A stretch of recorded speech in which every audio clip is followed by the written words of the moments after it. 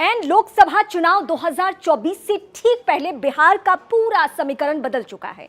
दरअसल हुआ बीते कुछ दिनों में ऐसा कि सरकार गिरने के साथ ही वो तमाम चेहरे जो कि अभी तक नीतीश कुमार के खिलाफ में बोलते थे, उनके पास विकल्प बचा नहीं है। मैं उदाहरण के तौर पर चिराग पासवान का इस वक्त नाम लेना चाहूंगी। चिराग पासवान वो चेहरा जिन्होंने बिहारी फर्स्ट का स्लोगन लेकर बिहार की जनता के बीच में पहुंचे और कोशिश ये थी कि हर हाल में वो नीतीश कुमार के खिलाफ में अपना चेहरा इस तरीके से तैयार करे कि 2024 लोकसभा चुनाव में उन्हें फायदा पहुंचे, क्योंकि 2020 का जो विधानसभा चुनाव था उसके चुनाव परिणाम ये बताते हैं कि अगर एलजेपी ने सबसे ज्यादा किसी को नुकसान पहुंचाया तो वो नीतीश कुमार की पार्टी जेडीयू को। अब यहां पे कहा यह जा रहा है कि शायद सीट को लेकर पेच फंस सकता है। जो एलजेपी सूत्र हैं वो ये बता रहे हैं कि चिराग पासवान की जिद है कि 7 सीटें उन्हें हर हाल में चाहिए। 7 सीटों में एक फेरबदल जो ये हो रहा है कि अभी वो जमुई से इस बार चुनाव नहीं लड़ने जा रहे, बल्कि अपनी पारंपरिक सीट हाजीपुर लौट कर आ रहे हैं, वैशाली लौट कर आ रहे हैं। ऐसा कहा जा रहा है, ऐसा दावा किया जा रहा है, क्योंकि उस सीट को किसी भी सूरत में नहीं छोड़ना चाहते। रामविलास पासवान की पूरी सियासत उस सीट से लेकर दिल्ली तक का सफर उन्होंने ऐसे तय किया। अब ये 7 सीटें कैसे संभव है, क्योंकि इस बार बीजेपी के साथ कौन कौन चेहरा आ चुका है।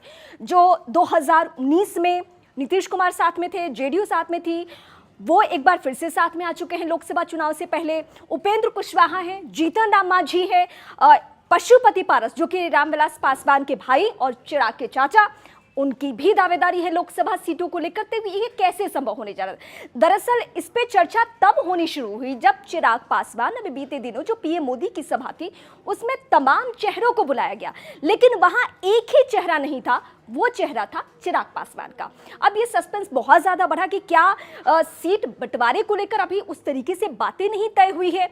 और इसमें एक बयान कल सामने आ जाता है तेजस्वी यादव का। तेजस्वी कहते हैं कि हमें तो कहीं जाना नहीं है, अगर किसी को आना है तो वो आ सकता है।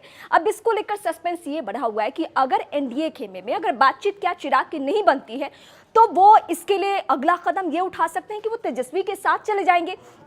हालांकि अब यहाँ उनके सामने क्या क्या मुश्किलें आने वाली है। दरअसल बिहार की सियासत में चिराग पासवान अपने आप को युवा नेता के तौर पर स्थापित कर रहे हैं और उससे युवाओं को टारगेट करके तेजस्वी यादव भी बढ़ते हैं। हालांकि उनके पास प्लस पॉइंट ये है कि उनके पिताजी की पार्टी आरजेडी और साथ ही साथ जो यादव जनाधार है, इसके अलावा एमवाई समीकरण जिसमें यादव और मुस्लिम का कॉम्बिनेशन जो है हमेशा लालू प्रसाद यादव की पार्टी को फायदा पहुंचाते रहा है। अगर चिराग उधर जाते हैं तो क्या उन्हें फायदा होगा?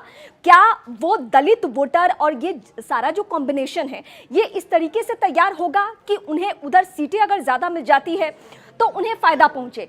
अब ये सब कुछ अभी भविष्य के ऊपर निर्भर करता है। हालांकि कई राउंड्स की मीटिंग हो चुकी है दिल्ली में। लगातार चिराग पासवान कोशिश कर रहे हैं कि जेपी नड्डा से बातचीत हो। जेपी नड्डा से देर रात कई बार ऐसी खबरें आई कि बातचीत हुई भी है, लेकिन फाइनल राउंड तक स्थिति नहीं पहुंची। अब 2 ही सूरत है, 2 ही विकल्प है चिराग पासवान के पास। या तो अगर 2 सीटें दे दे बीजेपी और उस पर वो समझौता कर ले, मान जाए, या फिर दूसरा विकल्प होता है कि वो अकेले चुनाव लड़ने। लेकिन इस बीच अगर तेजस्वी ने कुछ कहा है तो इसके सियासी मायने है या नहीं है, इसके लिए हमें थोड़ा इंतजार करना होगा।